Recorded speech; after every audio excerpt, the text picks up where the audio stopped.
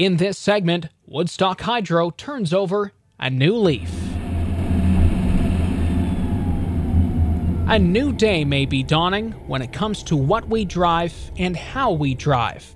Consumers always fuming over the ever-fluctuating price of gasoline. And let's face it, it looks like high gas prices are here to stay. So maybe the day has finally dawned for the electric car.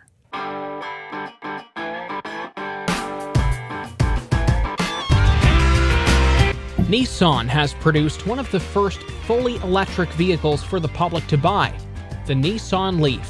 40,000 of these have been sold worldwide, making the Leaf the #1 selling electric car as of fall 2012. Woodstock Hydro has taken what they call a leap of faith in being one of the first consumers in our region to test out this leading-edge technology. But as Woodstock Hydro's engineering manager Jay Heeman explains, this purchase wasn't just about learning about the car, it's about learning what the car means for the utility.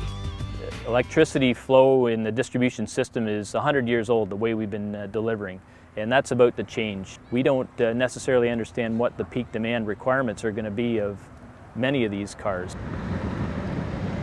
Woodstock Hydro let this reporter take it out for a drive. It's an amazingly quiet and smooth ride, with a number of really cool interactive features we'll outline later. But for now, Jay's left me without a full charge, and we're starting to realize the Leaf's limitations. Well, we've only got 29 kilometers left on our charge. The vehicle has a capacity of 160 kilometers per charge, so we're going to take it back to Woodstock Hydro here and juice it up a little bit so we can continue on our day.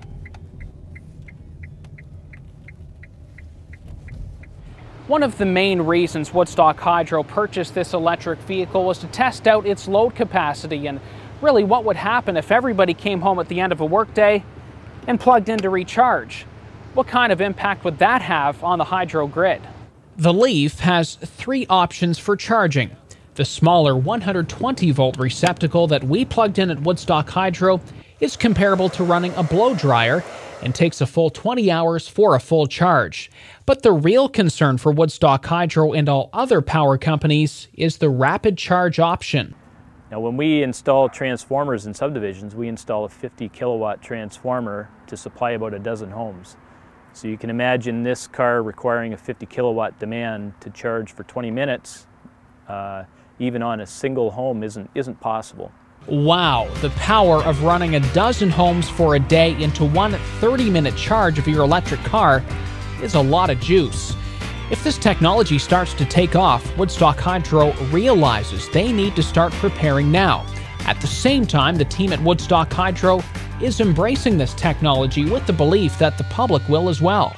We need to own this and test it and really start to understand what the diversity may be, how we need to manage the grid differently. It's not something that's accessible to everyone right now. This is something that we can have people come in, the same concept as our own solar panels. They can come in and take a look at it, they can learn about it on their own time. And we will learn more about what makes this vehicle different and how it even changes your driving habits in part 2 of our look at the Leaf on Sunny Side Up.